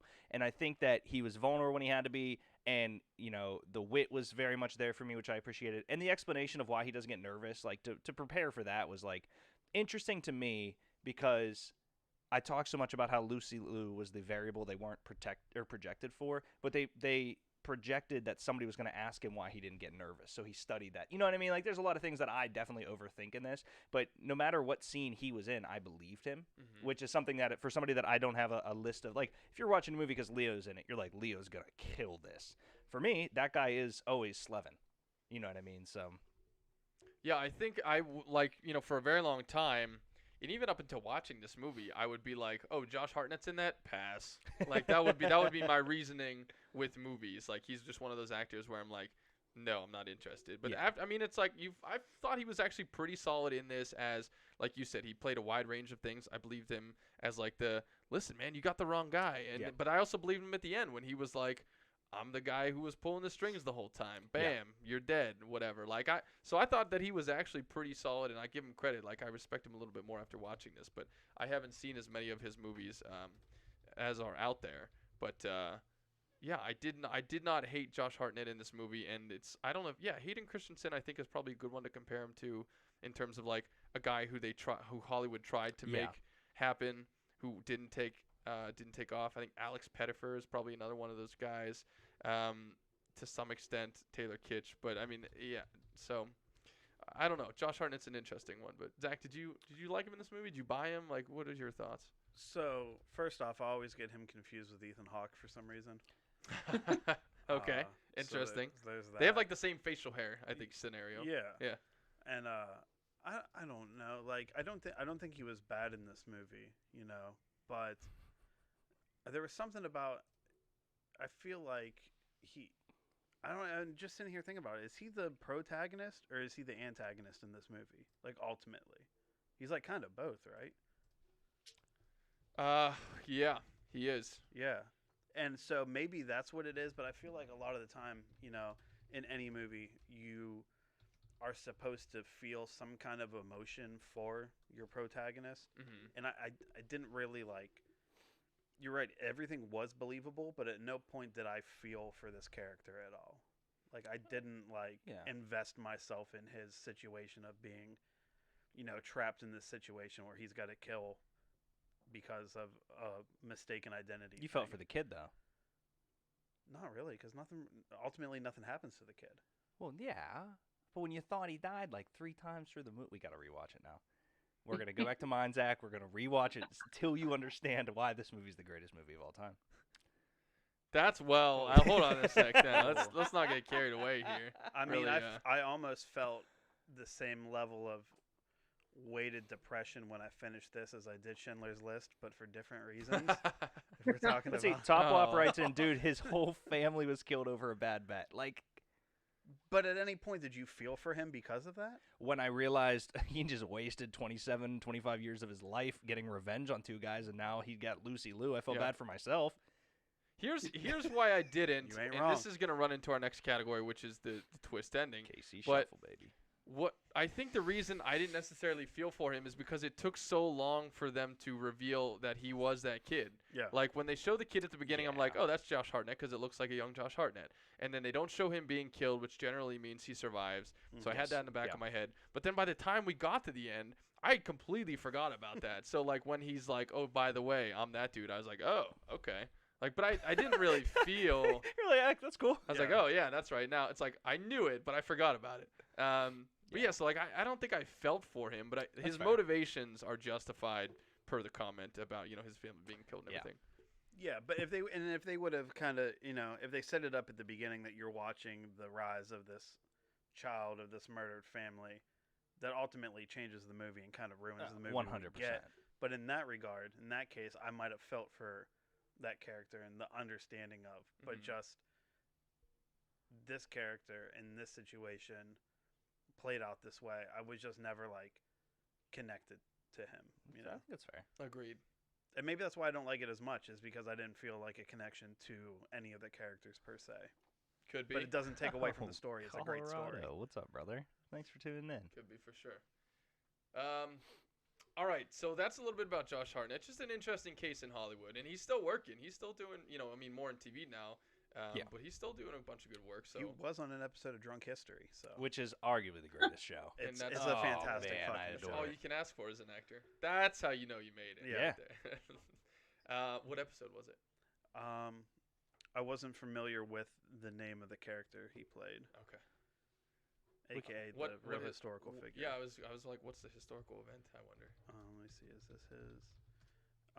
It is Love. Joachim Newman and Clark Gable. Oh, well, I know who Clark Gable is. Yeah. He's Clark Gable Okay. in the thing, is what they're saying here. Which Oh, okay. now I'm gonna go home and watch that. All right. Well, there you go. What He a couldn't be a show. movie star in real life, so he just played one on Drunk History. Attaboy, Josh. Attaboy. I think that was the most serious blow dished out tonight. Okay, and that leads into our next category here. Hold on, we're gonna shut down. We're Oh. see you guys. No, just kidding. Listen, I just call it like it's on the credits. yeah, that's fair. Okay, so speaking more about Josh, though, we're coming into What a Twist, and whose cat was this? Austin's category? or- Mine. This was Austin's, yeah. Yeah, Okay. This is mine. So Austin, talk through the twist to us. What were your thoughts on it? What do you feel like chatting about in terms of the pretty big twist ending? Yeah. So when we get into, when you play the whole beginning of the movie and with the bad bet and the horse, like you're kind of wondering where this kind of fits in. But eventually we break it down at the end where, Josh's character is essentially that little boy whose parents got killed over the bad bet. And now he's taking revenge on the people that were responsible. And there's various, let's say, plot points that come in that are, added to this, right? You have that the cop who was, investigating all these things was a person with the bookies like way back that actually caused the death of his mom. I was wondering where he was going to fit into that, and it was like, boom, he's right there. Then you have the whole situation with the two guys, Freeman and Kingsley's characters, who were making a name for themselves by taking this family out with this. It's very, very layered, almost like an onion of holy shit moments that are presented in the last 30 or so minutes in this film. From when Josh's character goes along from being just a normal person that is just caught up in a situation to holy shit, he's involved in all of this, mother of God, what is happening? It's probably one of the coolest twists that I've seen in a long time. And this happened in what was the year of this? 2006? Mm-hmm. Yeah. So good on the early 2000s or the mid 2000s for that, because not a lot of great things came out of that, stretch of time. And this happened to be one of them. And I'll say that for the latest, I love this twist. We know that from talking about our original movie that we did, Mystic Justin, River. Mystic River, Very how the first one. twist. That I love twist endings and how they correspond with this. I loved it. So Nice. I think Josh writes in. Was I the only one who knew he was the kid? I mean, I probably in the back of my mind was thinking that, but I had just forgotten it over the course of the movie, and that's why I think when it all comes together at the end, it works because they all do tie in together. Yeah, Right. 100%. I don't know that it does it very well. Like I think the cops role in the movie, like Tooch, who I love, I think that's super soft. It's like the cops are barely in the movie. Yeah. Until it's like, by the way, the cop was the original guy who killed your mother. But I mean, the way they all connect in that end scene, I do think ties in pretty well and helps the twist. But also, the cop who's when Tooch is on the phone in the car getting the call from the detective at the precinct, that whole thing was fucking just like totally a Deus Ex Machina. It's like we just need to wrap this movie up. This random cop's gonna call, be like, by the way, I saw this picture of Slevin Kalevra. Did you know that all this happened, like with the dad and everything? And then, like that whole thing, was just totally out of left field. That did not work. But as far as twist endings go, I mean, where do you guys rate this? Is it up there? Is it one of the better ones, or does it not land for you? Austin, it sounds like you have it up there pretty far, at least for the time that it came out. Yeah, it's more the lines of like how the whole characterization of everything was played into the film that led up to the twist that makes this sort of on like the upper end for me. Okay.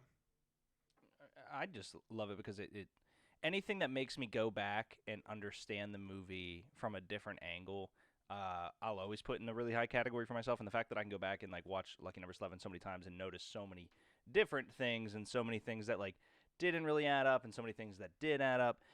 For me, it's one of my favorites, mainly just because, like we were saying, I was fully believing Josh Hartnett when he was in each of the situations. Like, yes, I believe that whoever he was playing would have done that in this scene at that time. So for me, it was a huge. And when Josh writes in, I was the only one that didn't know he was the kid. I was fully just invested in the storyline. Like, I know this isn't a great storyline or a great movie that like you're like, oh, on the edge of your seat. But I was so trying to add up because I told Zach, even in the shootout scene when he saves Clevin's life, or Slevin, I always say Clevin, Slevin's life. Even at that point, I'm like, okay, they're working together. I don't really know how. You know what I mean? Like, it never really clicked there for me. And then towards the end, you're like, oh, well, there it is. Mm-hmm. So, yeah, I think it'd be interesting to go back and watch it, knowing how it ends, and looking for ways that it foreshadows Bruce and Clevin or Slevin. Now you got me saying see, it. I'm sorry. I'm sorry. But like one of the bigger ones is Lucy Lou's like, well, he punched you and took your wallet. What about your watch? Your watch is nice. And he goes, must not have seen it. She's like, well, he looked at the time. And he's like, I don't know. Yeah. She's like, what about the suitcase? And he's like, well, the suitcase, it's heavy. Maybe it didn't make for a quick getaway. And like, she's asking all these questions, and you're thinking about it then. You're like, well, now that we know he got punched in the face by Bruce Willis, who took his ID so that he didn't have his ID so he could be Nick Fisher, you're thinking about all these other things. You're like, wow, like, yeah, like, he would have taken the watch and all that shit while it's coming out there. So little things like that you'll catch on a rewatch, I love. Yeah.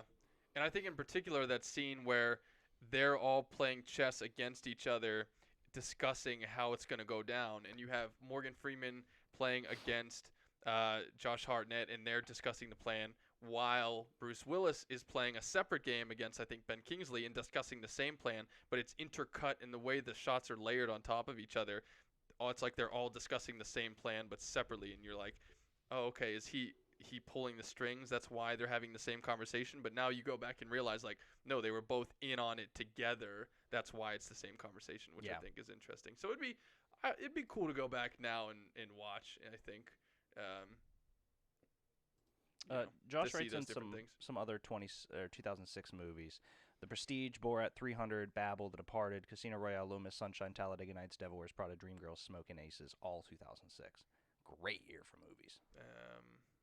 300, Departed, Casino Royale, Little Miss Sunshine I thought was great, and none of them beat Lucky Number 11, which is crazy.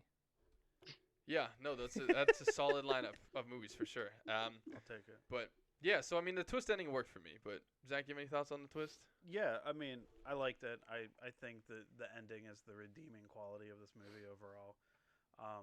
Like you said, I'd be interested to go back just because when they show Ben Kingsley putting the shotgun on his arm, they show like the quickest flash of the shotgun in the scene where they're torturing the dad, to the point where I was like, is that even like in that original scene, or are they just like adding that in? So I'd be curious to see if those are actual foreshadowing moments, or if just seeing the ring and seeing the shotgun are just like added at the end, and you're like, oh, I'm tying this to that scene now. But overall, I think it's in regard of like twist endings, it's pretty fucking solid. It's got like a super I guess I would say Knives Out has like a super kind of this That's feel at fucking the dope. end, you Yep. know. And I like that. Knives Out is fucking fantastic. So I would say in it's this a very regard, similar. this movie is fantastic. It's a very kind of similar switch in that sense, and obviously it's not perfect, but it's it's the person that's helping the person you want to win in the end. You find out is really the bad. It's just I don't know. I thought it was, so I put it up there. Nice. Okay. Yeah, it's not one that people talk about like among the twists of cinema history. It's not not like Star The Sixth Wars. Sense or exactly. But I think it's maybe underrated in itself, the twist, and I enjoyed it. But that kind of leads us into one of our final categories is Derek, why don't you tell us what Lucky Number Slevin 2 is about? Yeah, so there is not a Lucky Number Slevin 2 in the works, but we were discussing things that were somewhat either plot holes or storylines that you guys would want to dive deeper in, or ways that you would have switched up this movie. That if you were going to be like, all right, if this was a deleted scene, this should have been in there instead of XYZ. So I just wanted to discuss that if they were making a Lucky Number Slevin number 2, or things that if they were going to re-release the original with deleted scenes, things that you guys would want to dive a little bit deeper into. And I think, Justin, you had one when we were talking about, which was just the history of the two mob bosses together, right? Yeah, I mean, I think Zach and I definitely agreed on that one. Yeah. Austin, I want to give you a chance to answer this first, though, because I definitely have one, but I feel like we're always taking your shit. So I'd like you to go first, so we don't steal your ideas again. If you have anything, He's gonna steal all of the ideas. Very, very appreciative of that. I'll say I would enjoy a prequel of Good Cat and Bad Dog.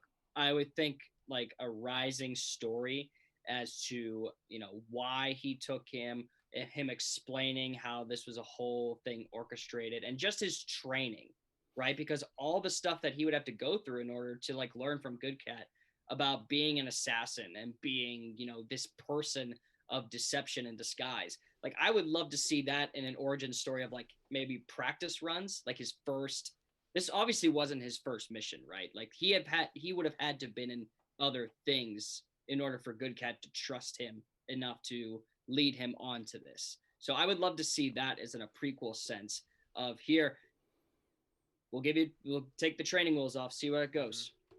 Yeah, I agree, and I'm glad you went first because that was mine. So I was going to steal yours again. I think if a sequel was made today, or if this movie came out today and they were going to do a sequel, hands down, it would be an origin story for Good Cat's character. And they would do a complete background on who he was, because I think he's one of the more interesting characters of the movie that doesn't get a lot of play, but also has a really badass role that could work on his own as like a solo side project. So yeah. I would love to have seen more of Good Cat's. I don't know if I'd love to see. I'd be curious to see for sure though, like a Good Cat movie. And then yeah, agreed about the two mob bosses. I mean, I think the most interesting facet of the movie that we don't see is their history together. And I'm a big crime movie guy, big mob movie guy, and they are sadly underutilized in this movie, especially given the gravitas of those two actors. If they were playing serious mob bosses, like true crime lords, I think would have been the weight behind both of them they're just so powerful on screen. I think would have been super cool. But what do you think, Zach? Yeah, I think it would be interesting to get like a like Scorsese-esque origin story about the rabbi and the boss coming up together, and maybe the dynamic of what it's like, because we're assuming this takes place in like modern day in 2006. Yeah. So I think it might be interesting to see like their departure from one another, and kind of like what was going on with like the Jewish mafia and like Morgan Freeman, and what you would assume is like the black mob. I think a kind of like not like the same style film, but just maybe like an origin story of these characters done in like a gritty crime drama, kind of like an American Gangster. Yeah. Would be, kind of cool. Or just completely fucking wild and like a Josh Hartnett and Lucy Liu, like 20 years later, like what the fuck they're up to. That's just what like Josh, a yeah. rom-com of just like, just these two characters, but a totally different type of fucking movie. Oh my god, a rom. Yeah, Josh said Yeah. Hartnett wanted to do a Slevin 2 with Lucy Liu where they're killing mobsters. Like he trains her now to be an assassin, and they're like a Mr. and that's Mrs. so Smith cool. Which couple together. transitions to Pulp Fiction, or no, Kill Bill, excuse me. Yeah. Which a million different. Colorado says more Tucci and his transition from bad cop to good cop, and the tension leading up to them killing each other's family. I like that one a lot. That's an interesting one. Yeah, I think the Tucci character was extremely underutilized because I love him as an actor. Mhm. The two that I had thought of was one is a prequel, and I think prequel is probably the most common thing across all of us. But the prequel leads up and ends when Good Cat picks up Slevin. So it's a prequel about literally the rabbi and the boss before they even become the rabbi and the boss technically, and it's about them getting the books back then and having to call out this order, and it ends where this movie's storyline technically picks up because then you don't like there's still some stuff that's unknown, some stuff that you might be unaware of, and then the other side of that is what happens now that the rabbi and the boss are both dead. What happens to do the two mobs stay separate? Does it stop being a crime mob around there? What exactly goes down in the prelude of both that might not have to have Good Cat and Bad Dog in it? I want it to be like Rogue One, where it ends like 30 seconds before this movie picks up. Yes, yeah. That'd There be you go. fucking sick. That would Yeah. be cool. Definitely. But yeah, I mean, there's some things here that are certainly not as explored as they could be that would have made for a good for sure. sequel. But Sidebar real quick. I don't know if you guys are familiar, but I think they were deleted scenes from either Austin Powers 2 or maybe Goldmember, but it was like it was called like A Day in the Life of a Henchman. Are you guys familiar with this? no, but if there's more Austin Powers in the world, I want it. I will consume it. Go on YouTube, and the one is like the guy is a henchman at Dr. Evil's, and he's one of the guys that gets like shot with like a fucking laser on a shark, and then it cuts to who's the guy from Parks and Rec that's number 2 in Austin Powers, the young version that's not Robert Wagner. Rob Lowe. Rob Lowe. Yeah. So Yeah, it yeah, cuts yeah. to Rob Lowe and a bunch of the henchmen at Hooters, and they're like, "Oh man, it's fucking Bill's bachelor party. It's gonna be great." And like the Shut Hooters waitress up. comes over and she's like, "We just got a phone call that Bill was killed in a work-related accident, and he's not gonna be here." And then it's like they're just sitting there sad as shit at Hooters. And then there's another one where it's like this kid's like, "Mom, like when's Dad coming home so we can play ball?" And she's like, Oh god. "Honey, your father's not coming home. He died at Dr. Oh Evil's my secret lair today." God. I need to find these Dude, immediately. Yeah, there's 2 of them. And they're I'm like watching these 7 tonight. minutes each, I think. Oh, They're that- fucking hilarious. All that makes me think of is when they did Undercover Boss on SNL for Kylo Ren's Starship. Oh yeah. What do you guys think of Kylo Ren's lightsaber? Let me go find it. Here it is. It's right here. And like I love behind the scenes stuff like that for like because you have those questions in Austin Powers where you're like, you're just shooting people with lasers and the henchmen Yeah. are still there. Like they're cool with it. And, I need more Austin Powers. I think he's probably too old to do number 4, even though they've been talking about it. I mean, forever. they're bringing back a lot of not weird, but a lot of movies Yeah. that. I mean, I think that there's obviously a new Bad Boys coming out. There's a new Dumb and Dumber coming out or something like There that. is production for All right, Wedding Colorado, Crashers appreciate 2. you, buddy.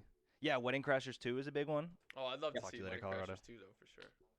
One more Austin Powers thing. I saw this the other day on Twitter, and it's one of my favorite things I ever saw. But it was this woman being like, in my acting class, we had to deliver a dramatic monologue, and nobody realized that I did Austin Powers and Goldmember talking about his upbringing. It's amazing. I'll send I it saw to that. you guys on Twitter. It's Love that. fucking hilarious. Is it her doing the monologue? Yeah, and she's Oh, yeah. Dramatically. Yeah, she's Extremely like- Oh, wow. dramatically. She's like crying. She's like, and when I was bad, I was placed in a burlap sack and beat with reeds. You know, like Oh, that monologue. Yeah, Yes, okay. yeah. it's- And Oh, she's man. like, people in her class were like cool with it. Yeah, And she delivers it so powerfully. Oh. I was like, oh my That's god, this fantastic. is genius. Need to watch that ASAP. Do we have overrated, underrated? For actors? Yeah. Yeah, we Yeah, do. let's go through our final segment here, which we always like to do at the end, is overrated, underrated for the characters in the movie here. I mean, actors, most of them speak for themselves. But, yeah, we'll go through them. So, Josh Hartnett, I think I'm going to say slightly underrated now as an actor, having watched this. And I think also slightly underrated his character of Slevin in the movie. Guys? I'll agree. Yeah, I'll say underrated with that too, especially with the interpretation of the actual character of Slevin. Yeah, I think underrated and extremely. Nice. I agree with that. Okay. Lucy Liu, what do we think about her in terms of her in this movie and her as an actress? I think her as an actress probably a little bit underrated for sure. I mean, granted, now you don't hear about her as much as you might have 10 or 15 years ago. I think she's still insanely talented and should be doing more. And then in this movie, I don't know if underrated is the right word. I'll say underused. I think she could have been in it a little more. What do you guys think? I wouldn't have been pissed. More Lucy Liu would have. I wouldn't have minded. Yeah. Wouldn't have minded. Would not have minded at all. Baby, come back. Yeah. Baby, come back. Austin, Derek, what do you guys think? Go to us. Yeah, I'll go along with that. That she kind of was just like the convenience portion of this movie. You know, she was placed where she was needed to be instead of just expanding the character. So underused, I'll say. Yeah, I have a very different stance than the universe on Lucy Liu in this movie, where her, like, I'm just going to keep preaching it, her being the only unpredictable variable led to a lot more storylines and things like that. So I think that she was definitely underutilized. She is underappreciated, underrated. But I thought that for what 2006 could give us out of a quote-unquote the lead female in one way or another, there were definitely parts in this that were demeaning and stupid. Like you said, the relationship was just kind of it was kind of weird. But I thought that she did an amazing job and was wonderful in it. Nice. Shout out to Lucy Liu. If you're watching, love you. Love you, baby. Next we have Morgan Freeman, who in life will never be underrated.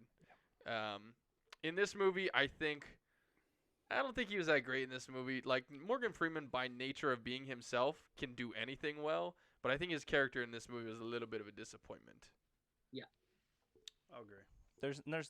Here's the question I'll ask, because you're correct that, like, he didn't do much. Is there somebody that you guys would have plopped into either him or the next person we're going to talk about that you think would have been, good as well? Because Josh Hartnett, I thought, was perfect to be the guy for that. Lucy Liu, I thought, was amazing. Morgan Freeman, it almost feels like a waste of money in a sense, because he's great. Mm-hmm. But, like, the movie didn't really lend to his acting chops, if that makes sense. Like, the movie itself was not of his caliber. Him and Ben Kingsley were a little bit too far beyond. It felt that way. Even when they were on screen, it kind of felt that way. Josh says Samuel L. Jackson. I don't agree with that at all. I think that would be terrible. I'm going to throw this one out there. Good. Maybe Denzel Washington. Denzel is in the Morgan Freeman range, I think, where he's just so powerful on screen, and everything he does is just so intense. I don't know if I could see Denzel doing it. Since it's kind of like a comedic movie to an extent, I would give me Bernie Mac.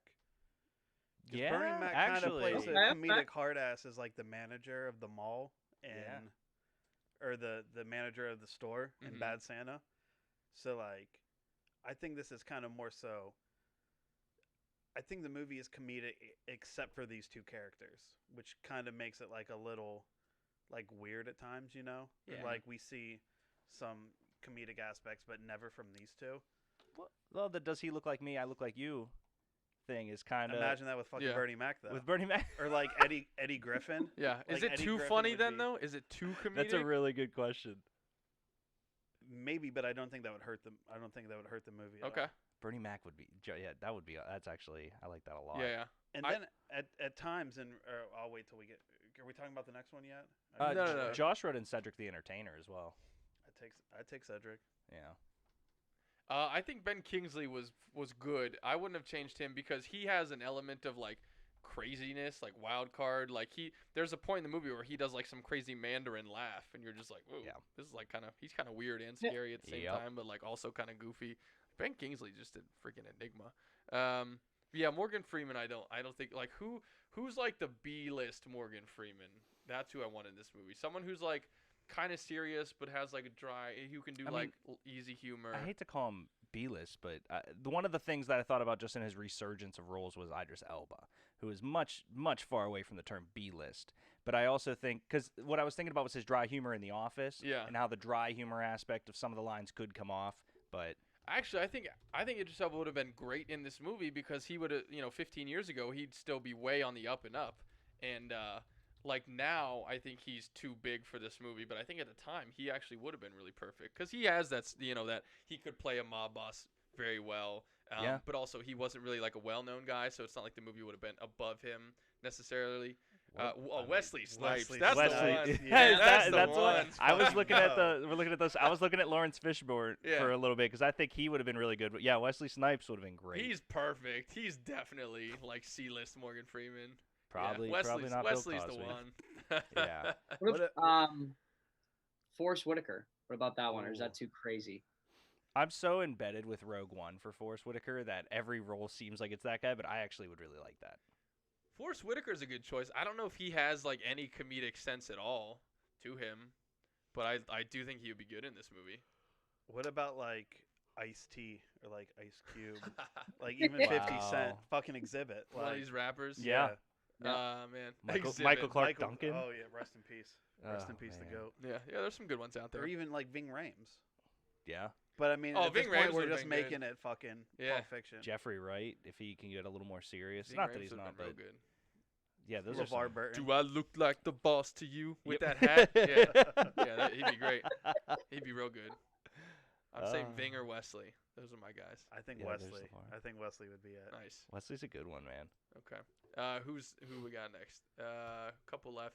Ben Next is Kingsley, the man. obviously. Yeah, I mean Ben Kingsley as an actor, I feel like he's overrated because he's in so many things and he's so amazing in all of them, and I don't think that he gets the level of respect of like a lot of A-list actors get. Yeah. You know, maybe it's just because he's on the older side, but Ben Kingsley's fucking amazing. I don't hear people talk about him all that much. Yeah, I agree. Who would you recast for Ben Kingsley? I don't think I would because, like I said, I think he's just got the right amount of like kind of powerful but also kind of crazy and Yeah. like unhinged and a little bit like you don't know what you're getting with him, and that comes from seeing Ben Kingsley in so many fucking different roles. Like the Mandarin obviously is like Yep. so bizarre and out there, and in Sexy Beast where he's just like the baddest motherfucker around. Yep. Like he's just done so many things. What's Josh wants also- Frank Langella instead of Ben Kingsley. Who's Frank Langella? Apologies for having no brain. He played Nixon and Frost Nixon. He's like one of those actors you've seen all the Oh, time, okay. but the old guy. yeah. Well, that's what they call him, I guess. He's in some stuff. Yeah, definitely. I will say at points in the movie, just given some of Ben Kingsley's delivery, I got strong, like, I felt like I was watching somebody do this character if they were doing, like, Harvey Keitel doing the character. But once again, I can't get away from fucking people in Pulp Fiction. But I would take Harvey Keitel. And I also just watched The Irishman for, like, the 14th time the other day, so that might be it, too. Nice. But Josh threw in John Malkovich in the chat. That's the Oh, winner right there. yeah. That's the Yeah. fucking winner. yeah. John Malkovich is perfect because he's also like he can be intense and scary, but he's also got that like deranged, Psycho bit to him. Yeah. psychotic, just look to him. The only other one I thought of, and he was much too young to have been a crime boss at this time, is Tom Hardy's, based off his character from Peaky Blinders, Alfie. Mm. Which I don't know if you guys seen Peaky Blinders. I've tried to start it a few times, but Oz, any luck with tried, Peaky the Blinders? accents are like too. Yeah, thick for I've me. watched a little bit of it. I haven't like seen the whole thing through. But Josh will probably be upset with the simple fact that he loves Tom Hardy and he loves Peaky Blinders, but he is I the love that hat. That's what I yeah, love. so he once again, and he is Alfie Solomons. He is the head of the Jewish mob center of England back in the day, and Nice. is just like this guy. I could formally believe is Ben Kingsley's character, but at the time it would not Yeah. have made sense. Did you guys ever watch Taboo? Anyone ever watch that Tom Hardy show? I The wanted- same creator of No, Peaky Blinders, Stephen Knight. I've wanted to see it, but I don't think I had FX at the time that it Yeah. aired. I think it And only I did the one never- season. Yeah. And I think it actually got picked up for a second one, but they just haven't gotten to it yet.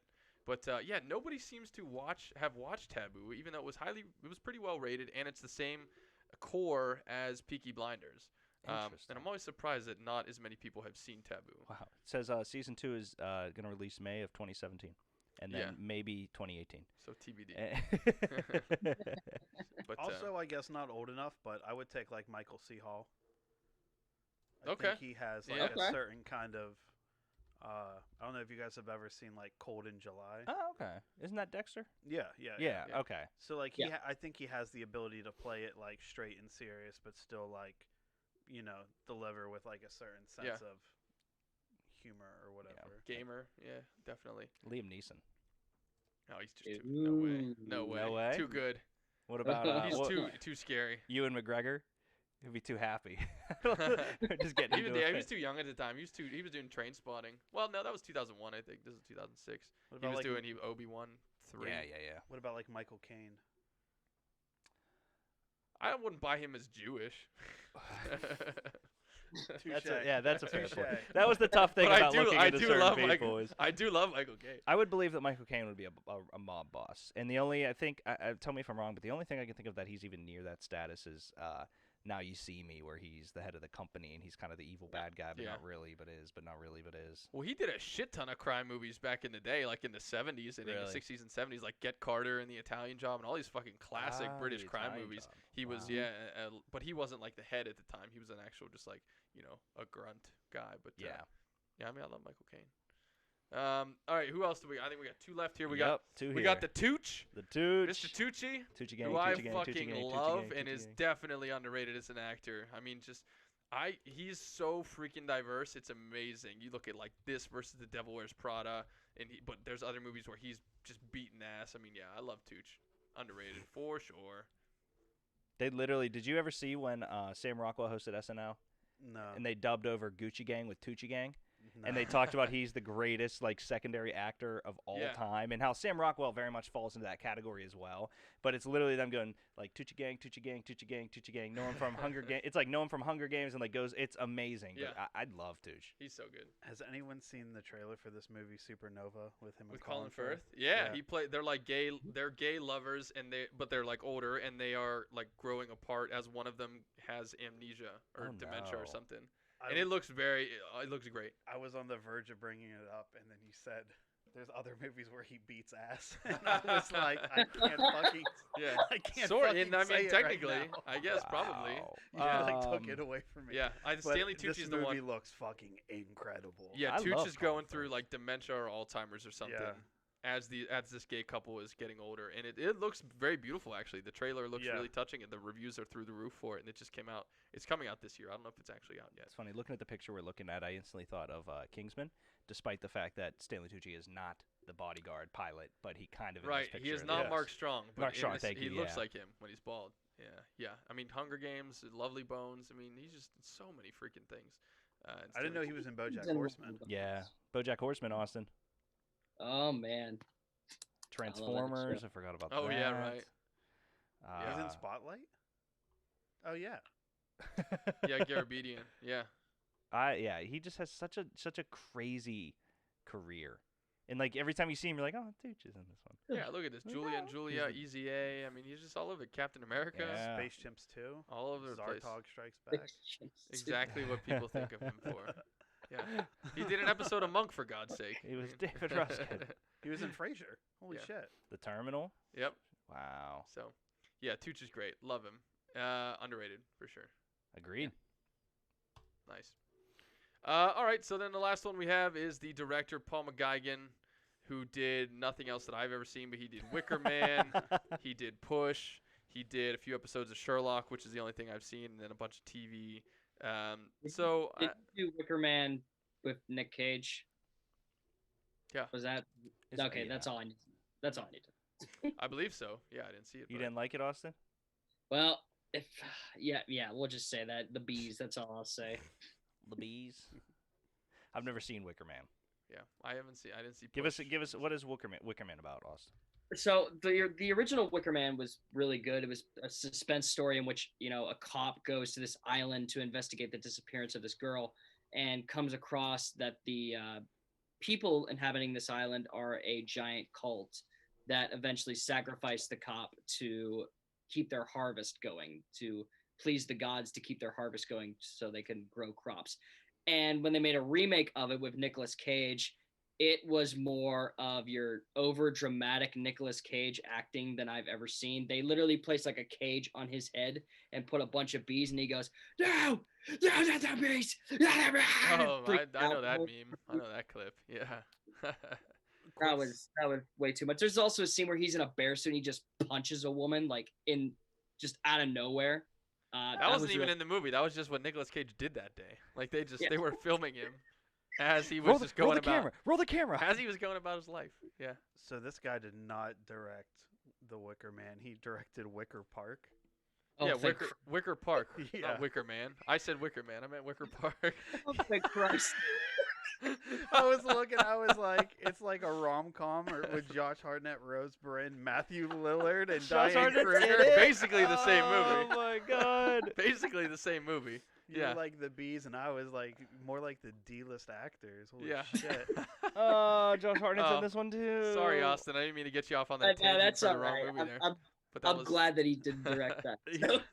another Josh Hartnett classic. Yeah, Austin, can you tell us about Wicker Park instead? yeah. What's that about?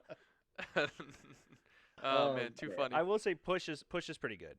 Push isn't like it's kind of in the same category of this one where like, if we're not doing a movie about it, don't go out of your way to watch it. But Push is on Prime Video. You can watch it right now, which that's a lie because I had to pay for Lucky Number 7. But I enjoyed Push for another kind of like. And Austin, you mentioned I would say Push is very aligned with Wanted, where it's a little more sci-fi actiony than Slevin, but the storyline is still it's of the same kind of like Snatch universe where it's oh no, what's gonna happen? We'll figure it out. Oh, that guy died. nice. It's Yeah, got I'd Chris say. Evans in it. Mm-hmm. Yeah. Yeah. Human Torch Chris Evans, not Captain America Chris Evans. So I wanted to make that that very Yeah. that very clear. Pre the Marvel world. Yeah. But, all right, boys. Well, that's our show this week. Lucky Number Slevin, a fun one, definitely. Even though it felt like we were shitting on it a lot, but definitely a lot of cool things going on. It's lighthearted fun. It's lighthearted I liked fun. it, Yeah. Great actors. It's not too complex, but has some good twists and stuff. So, yeah, definitely a fun one. So great watch. Next week, I guess, is my pick. I have no idea what we're gonna do. I didn't realize it was my turn, but we'll be back again, the four of us, next Wednesday while Josh is away. I'll be picking a movie for us, and we'll see what that is. I'll let everybody know as soon as I figure it out. Wicker Park. It will be Wicker Park. I can promise you right now.